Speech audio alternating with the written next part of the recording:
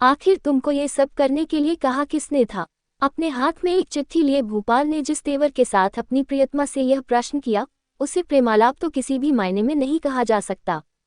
कनक घबरा उठी। वह तेजी से रसोई घर से बाहर निकली, लेकिन उसने डरते डरते पूछा, क्यों, मैंने क्या किया भला? मेरी नौकरी के लिए तुमने अपने भैया के पास चिट्ठी लिखी थी, है ना? खूब रो धोकर और कलेजा पीट कर। मेरी और अपने भैया शब्दों पर भूपाल ने बड़ा जोर दिया था। कनक मन ही मनाहत हुई या नहीं, कहा नहीं जा सकता। उसने बड़ी सहजता से उत्तर दिया, अच्छा तो ये बात थी। तभी तो मैं कह रही थी कि आखिर मुझसे कौन सी चूक हो गई, और इसमें रोने गाने और झींकने वाली ओछी बात भला कहाँ से आ गई? मैंने तो उन्हें बस इतना ही लिखा था कि आप इतने बड़े दफ्तर के अफसर हैं, ढेर सारी जगहें निकलती ही होंगी, एक आध जगह के बारे में जरा इधर का भी ध्यान रखें। अगर ऐसा बता भी दिया तो ऐसा कौन सा बड़ा भारी गुनाह हो गया? गुनाह? तुम भला ऐसा कर भी कैसे सकती हो? तुमने तो मुझ पर बड़ा भारी एहसान किया है, मुझे तो तुम्हारा एहसानमंद होना चाहिए। भैया ने दो टूक जवाब लिख भेजा है, और वह भी अपने हाथ से। लो पढ़ना है तो पढ़ो, और भैया को तो दोष दिया भी नहीं जा सकता। भूपाल की नौकरी चले जाने के बाद सुनील भैया ने कई बार उससे कहा कि वह उनके दफ्तर आकर मिले, लेकिन भूपाल ने भी जैसे कसम खा रखी है, अपने साला के अधीन काम नहीं कर सकूंगा। सुनील भैया भी आखिर क्या करें, और इसके बाद के 8 महीनों में किस तरह गुजर बसर हुई है, इसे कनक ही जानती है। कनक ने झाड़ पोंछा करने वाली नौकरानी को पहले ही हटा दिया था, जबकि नौकर खुद काम छोड़कर चला गया था। कनक ने यह भी सोचा था कि धोबी का बंधा बंधाया चक्कर हटा देने पर शायद कुछ बचत हो, लेकिन साबुन और सोडा खरीद पाना भी बड़ा कठिन हो गया है। धीरे धीरे और एक एक करके नाश्ता और जलपान, चाय और भात के संग साथ जुड़े रहने वाले दूसरे उपकरण धीरे धीरे गायब होते चले गए, और अब सिर्फ दाल से ही गुजारा हो रहा है। गनीमत है कि अभी भी उसे दाल कहा जा रहा है। अगर उसे जल कहा जाता तो कोई गुस्ताखी न होती। अपनी खातिर न सही, लेकिन बच्चों के चेहरे की तरफ देखकर कनक के जी में आता है कि वह दीवार पर सिर पटक कर अपनी जान दे दे। चीख चिल्लाकर रोया भी नहीं जा सकता। लोक लाज का लिहाज न होता तो वह कभी कभार बुक्का फाड़कर अवश्य ही रो लेती।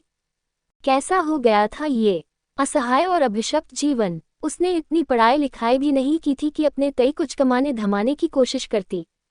निम्न मध्य वर्ग की घर गृहस्थी जिस तरह चला करती है, उसी तरह दिन कट रहे हैं। किशोरावस्था से लेकर जवानी तक, और जवानी से अघेरावस्था की ओर शिल्पकला या दस्तकारी का काम भी उस स्तर तक नहीं सीख पाई कि उसकी बदौलत कोई सुविधा जुटा पाती। आखिर वह करे भी क्या? उसमें काम करने या सीखने की जितनी क्षमता थी, वह सब वह पहले ही कर चुकी है। अब शंख की शाखा और प्लास्टिक की जुड़वा चूड़ियों को धो धोकर पीने से कहीं किसी का पेट भरता है? तकलीफ के ये दिन कैसे भी नहीं कटते। एक एक दिन एक साल की तरह बीत रहे हैं। ऐसा नहीं है कि वह सिर पर सवार दिनों को बाल की लटों की तरह झटक दे। उसे एक एक घंटे और घंटों में बंधे एक एक मिनट और सेकंड को झेलना था। स्कूल से वापस आते ही भात खाने देने का लालच दिखाकर बच्चों का मुंह सखाए बैठे देखना भी वह किसी तरह झेल रही थी, लेकिन जब स्कूल की फीस चुकाए न जाने के अपराध में उन्हें वहां अपमानित कर घर वापस भेजा जाने लगा तो वह जैसे तिलमिला उठी थी। और तभी एकदम से कातर होकर उसने भैया को चिट्ठी लिखी थी।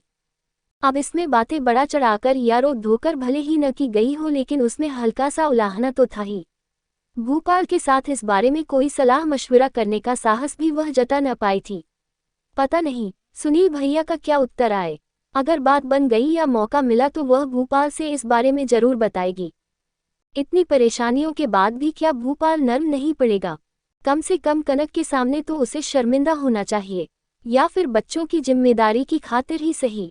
इधर से तो एक तरह से निश्चिंत हो चुकी थी कनक।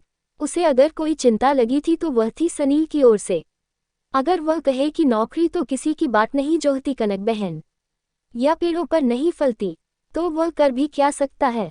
कहाँ से लाए वह तो यही कहेगा, मैंने जब कहा था।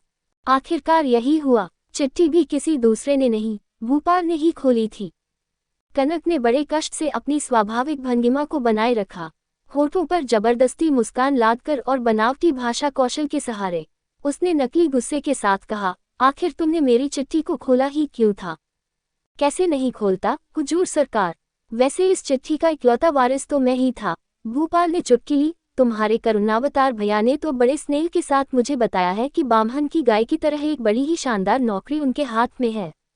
इसमें काम तो कुछ है ही नहीं, लेकिन तनख्वाह बहुत अधिक है। बस सारा कुछ मुझ पर निर्भर है कि मैं उन पर कृपा करूं और उस खाली कुर्सी को सुशोभित करूं। हे भगवान, तो तुम अब तक विराजमान हो। तुमने कनक की लाज रख ली। अगर भूपाल की बातों में इतना व्यंग्य न होता तो कनक की आंखों से खुशी के आंसू बह निकलते। उसने बड़ी मुश्किल से अपनी उद्विग्नता को छिपाते हुए चहल के अंदाज में कहा, तो फिर देर किस बात की है? माँ दुर्गा का नाम लेकर निकल पड़ो। किसे पता है कि देर हो जाने पर वह कुर्सी भी हाथ से खिसक जाए। अच्छा, दुबले पतले और नसीले हाथ को ऊपर उठाकर और मुट्ठी से अपने बालों को जोर से जकड़कर भूपाल ने कहा, और तुम भी फूल, तुलसी दल और गंगाजल लेकर तैयार रहना। फूल और तुलसी? कनक ने हैरानी से पूछा, क्यों? क्यों नहीं भला? मनोकामना पूरी होने पर इष्ट देवता को संतुष्ट करने की यही तो रीत है। एकदम सीधी बात है। भैया की दया से रोटी और कपड़े की किल्लत जो दूर होगी। भैया क्या है, भगवान के भूत और भाभूत हो गए। कनक ने तिलमिला कर कहा, तो इसमें मजाक वाली ऐसी क्या बात हो गई? आखिर अपने लोगों और जान पहचान वालों को लोग नौकरी में लगाते हैं कि नहीं? और अगर उन्हें नौकरी लगवाई जाती है तो क्या वे नौकरी लेना नहीं चाहते? लेंगे, क्यों नहीं, जरूर लेंगे, लेकिन इस बात का ध्यान रहे कि मैं तो उनका आत्मीय जन हूँ, कोई ऐरा गैरा दूर का रिश्तेदार नहीं। सारे नाते रिश्तेदारों में सबसे नजदीकी। कनक ने इस मौके पर अपनी नाराजगी को दबाने या छिपाने की कोशिश नहीं की। उसने तीखे स्वर में कहा, तुम्हारे लिए भला वह आत्मीय जन क्यों होने लगा? वह तो सड़क पर चलता हुआ एक अनजाना सा आदमी है। लेकिन याद रखना कि वह मेरा सगा भाई है। तो फिर तुम ही नौकरी कर लो न जाकर। भूपाल कड़वी बातें नहीं बढ़ा रहा था, जहर उगलकर लौट रहा था। इस बीच उसके सिर में जोर का दर्द होने लगा था। उसे बातें करने में भी तकलीफ होने लगी थी। भात न खाकर भी वह कुछ दिन गुजार सकता था, लेकिन चाय के बिना वह रह नहीं सकता था।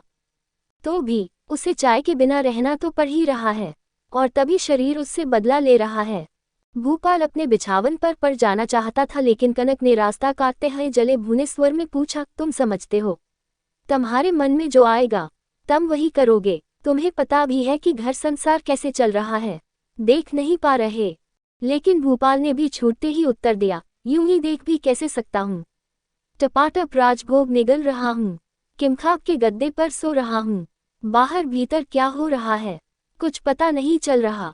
राजभोग तुम ही नहीं, सभी भकोस रहे हैं। कनक जैसे चीख पड़ी, बच्चों किसके चेहरे की तरफ कभी देखा भी है तुमने? मैं ठहरी औरत जात, तो भी मेरे जी में यही आता रहता है कि बाहर सड़क पर निकल जाऊं और छोटा मोटा जो भी काम मिले करूं। उससे गुजारे लायक कुछ तो पैसे मिलेंगे। और एक तुम हो मर्द की औलाद, तुम्हें जरा शर्म नहीं आती? सर दर्द के बहाने तकिए पर तकिया चाय पड़े रहते हो, और ऊपर से झूठा गुमान भी कैसा, साले के माथत काम नहीं करूंगा। अरे देख लेना, उनके ही सामने तुम्हें हाथ फैलाना पड़ेगा। वैसी नौबत आने के पहले मैं सड़क पर भीख मांगना पसंद करूंगा। कहता हुआ भूपाल फिर अपने कमरे की तरफ बढ़ चला। लेकिन कनक ने भी तय कर लिया था, चाहे जो हो जाए, वह उसे आज इस तरह बख्शेगी नहीं। आज वह सारा आसमान सिर पर उठा लेगी। आज का एक एक पल कनक के लिए जहर की तरह है। इस जहर से भूपाल का चेहरा नीला हो उठा है, सचमुच वैसा ही अपमानजनक और मौत की तरह भयानक। सुनने में भले ही लगे, लेकिन उसकी मन की आंखों के सामने सब कुछ साफ दिखता है। भूपाल का चेहरा देखते ही उसके रोम रोम में जैसे आग सुलग उठती है। क्यों, भला क्यों? चारों हाथ पांव सलामत रहने के बावजूद भूपाल इस तरह काहिलों की तरह क्यों पड़ा रहता है? ... भूपाल अपने तई काहिल नहीं जान पड़ता, लेकिन कनक चाहती है कि भूपाल और भी कोशिश कर देखे। पास पड़ोस से अखबार मांगकर पढ़ने और खाली जगहों के विज्ञापन देखने भर या कभी कभार एक आध जगह पर साक्षात्कार देना ही काफी नहीं है। इससे भी बढ़कर कोशिश करने की जरूरत है। रास्तों पर घूम घूम कर, हाथ जोड़कर, लोगों के पांव पकड़कर, कुली या मोटिया का काम कर, रिक्शा खींचकर, जैसे भी हो भूपाल को घर में 2 पैसे कमाकर लाना है। पहले के दिनों में अपने पति के हताश और दयनीय चेहरे को देखकर कनक के सीने में करुणा का ज्वार सा उमड़ा करता था। वह चाहती थी कि भूपाल घर संसार की तमाम परेशानियों से मुक्त रहे, लेकिन अब उसके मन में ऐसी कोई सहानुभूति पैदा नहीं होती। तब भूपाल के मुंह से किसी तरह की कोताही की बात सुनती थी तो वह उसे रोक दिया करती थी या हंसकर उड़ा देती थी। यहाँ तक कि शास्त्र वचन का हवाला देती हुई उसे दिलासा देती थी, पुरुषों के मन की 10 दिशाएं होती हैं। वही कनक आज मौके बेमौके भूपाल की कोताही और लापरवाही को फटकार सुनाती रहती है। कोई बात चली नहीं कि उसे दुरदुरा देती है। स्नेह, सहानुभूति, करुणा, प्रेम और ममता की सभी धाराएं सूख गई हैं। भूख से बिलबिलाते नीरू और नूपुर की गर्म सांसों की आंच में। और उसका मन कठोर हो गया है अपमानित सनत और सुधीर की सुनी और फीकी नजरों की चाबुक से। 4 बच्चों की 4 जुड़वा आंखों का मौन तिरस्कार कनक को लगातार बींध जाता था। बच्चों के स्नेह से भी अधिक जो बात उसके कलेजे को गहरे बांध जाती थी वह थी खुद अपनी ही आंखों में गिरा देने वाली शर्म। उसके जी में यही आता कि कैसे वह जमीन में गिर जाए।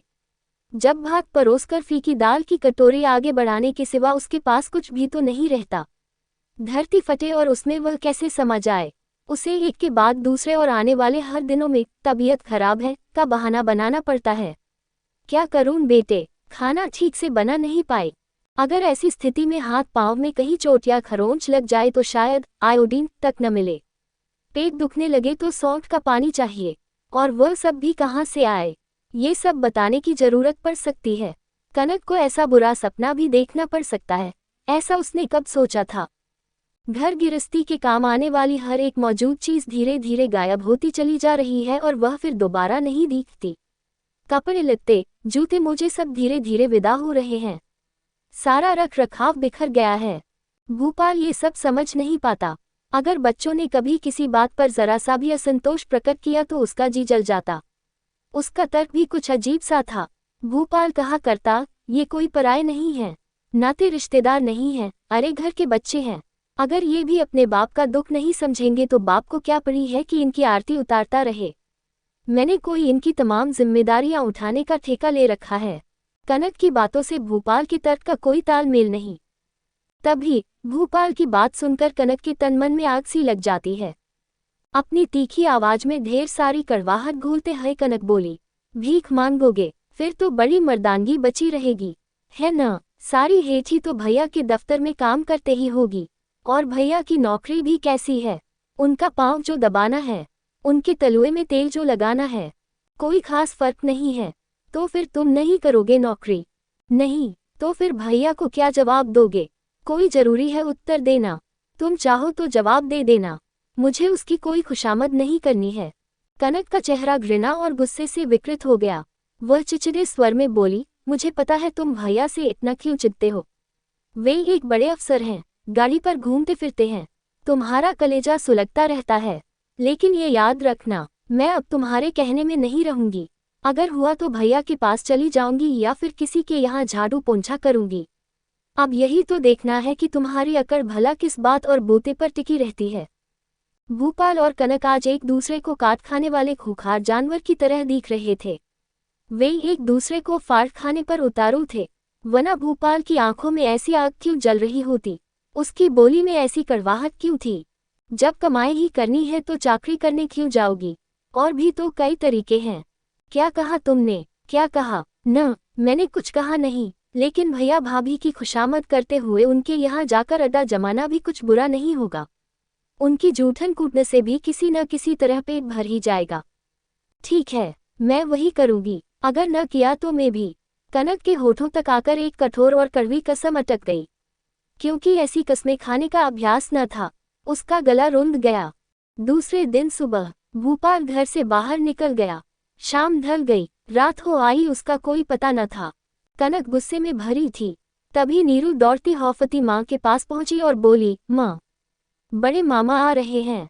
भैया? उसे अपने पांवों के नीचे से जमीन खिसकती सी लगी। आंखों के सामने अंधेरा सा छाने लगा। वह क्या जवाब देगी, क्या बहाने जुटाएगी? वह भूपाल को धक्के मारकर तो उनके पास नहीं भेज सकती, खुद जाकर तो वह नीकरी मांगने से रहा। तो फिर क्या कहे, क्या करे? क्या वह भूपाल की बीमारी का बहाना बनाए, या फिर उनसे ये कह दे कि भैया, तुमको कछ लिखकर बताना ही मेरी गलती थी। उनकी तबीयत इन दिनों काफी बिगड़ गई है, आजकल वह काम नहीं कर पाएंगे। क्या सुनील भैया उसकी बात पर यकीन कर लेंगे?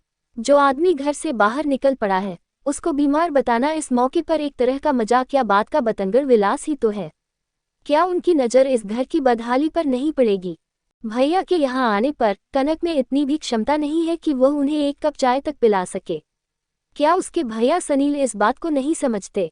ऐसा न होता तो कभी कभार जब इधर आना हुआ तो वे छूटते ही कह देते हैं, तू खाने पीने का कोई हंगामा खड़ा न करना कनक।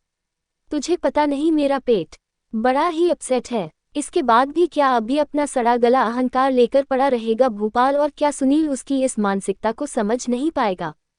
वह क्या कहे भूपाल को, और किन शब्दों में उसे बुरा भला कहे? क्या वह भूपाल के बारे में जली कटी सुनाकर उसे और भी जलील न करे? अरे कनक, कहाँ है रे तू? कैसी है? भैया की स्नेहिल पुकार कनक के सीने में हथौड़ी की चोट की तरह पड़ी। भैया, अपने फटे आंचल को समेत उसे अपनी साड़ी की तहों के बीच छुपाते हुए वह आगे बढ़ आई और बोली, अरे भैया, अब की बार तो तुम बहुत दिनों के बाद आए। समय ही कहाँ मिल पाता है रे, और आजकल काम का इतना दबाव है कि न आ पाने की वजह क्या हो सकती है? इसे अपनी भलमनसाहट के नाते छुपाते हुए भी वह जाहिर थी। भूपाल के स्वभाव से उखड़कर ही सुनील भैया ने इन दिनों आना जाना कम कर दिया है। क्यों? आखिर काम इतना बढ़ कहाँ से गया? हालांकि कनक को अपना यह सवाल खुद ही बेमतलब सा जान पड़ा। अरे एक अफसर है, साला बंबई जाकर जम गया है। खैर, भूपाल को मेरी चिट्ठी तो मिली है न? तुम्हारी चिट्ठी? कनक जैसे आकाश से गिरी। तुमने उसे चिट्ठी भेजी थी? उसने हैरानी से पूछा। हाँ रे, सुनील ने आक्षेप भरे स्वर में पूछा, उसे नहीं मिली। तभी मुझे शक हो रहा था। तू देख रही है न, यह आजकल डाक की क्या हालत हो गई है। दमदम से कलकत्ता आखिर कितने दूर हैं दोनों? यही 15-20 किलोमीटर, और चिट्ठी आने में 5 दिन लग जाएंगे। छी छी, सुनील ने कुछ सोचते हुए फिर जोड़ा, परसों शाम को ही चिट्ठी दिलवाए है। खैर, मैं जरा घूम फिर आऊं। और हमारे बाबू साहब कहाँ हैं? उनकी मति गति फिरी है।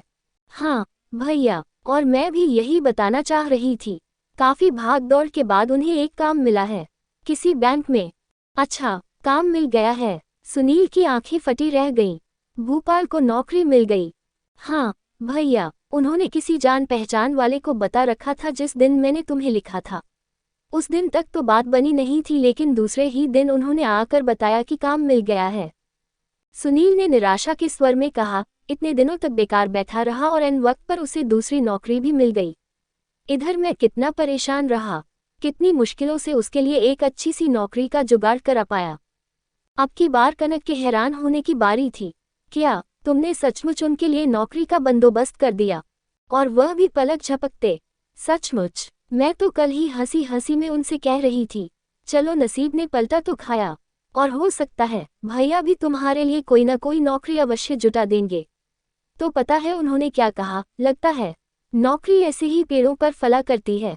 बस यही तो 7 दिन पहले अर्जी दी थी और नौकरी मिल गई।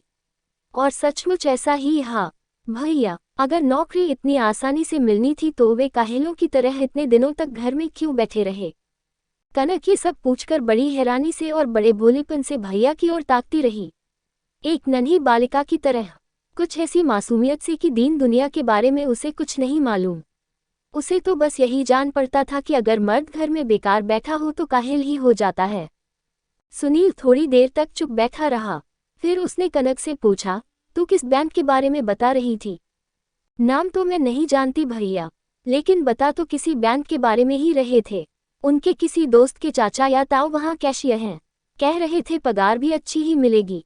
फिर तुमने जो इतना कुछ किया, उसका क्या होगा भैया? हाँ, थोड़ी बहुत परेशानी तो होगी, और क्या, वैसे बड़ी कोशिश की थी, और यह भी पता नहीं चल रहा है कि आखिर उसे वहाँ काम कैसा मिला। वैसे ये काम सचमुच अच्छा था, आगे तरक्की मिलने की भी उम्मीद थी। फिर तो ये तुम्हारे लिए बड़ी परेशानी की बात हुई। ऐसा नहीं हो सकता कि तुम इसे किसी और को दे दो? हाँ, कनक ने पूछा और आगे जोड़ा, वैसे ये भी जान पहचान वाले हैं। दोस्त के चाचा? सुनील उठ खड़े हुए, यह क्या, इतनी जल्दी जा रहे हो? ऐसा नहीं होगा, आज मैं मीठा कराए बिना मैं तुम्हें जाने न दूंगी।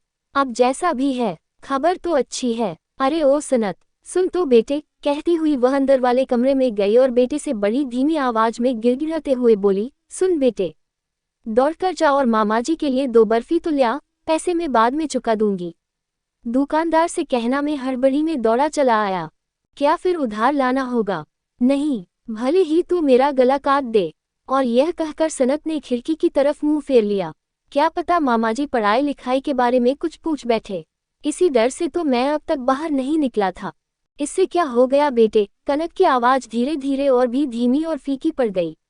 तुम लोगों ने तो जैसे कसम ही खा रखी है, जरूरत पड़ने पर क्या मोहल्ले की दुकान से लोग सामान उधार नहीं लाते हैं? वही लाते हैं जो उधार चुका पाते हैं, सनत ने खिड़की से बाहर ताकते हुए ही कहा। तो तुम यही कहना चाहते हो कि मैं उसका उधार नहीं चुकाती? ठीक है, मैं देखती हूँ कहीं कुछ है। आखिर बड़े बाप के बेटे जो ठहरे तुम। पिछवाड़े के दरवाजे से पीछे घूमकर कनक रसोई घर में आई। है, अभी भी 1 रुपया बचा है। पौष संक्रांति के दिन उसने 1 रुपये के सिक्के के साथ बावनी बांधा था। खुली छप्पर के नीचे जाले में वह पोटली आज भी बंधी हुई है।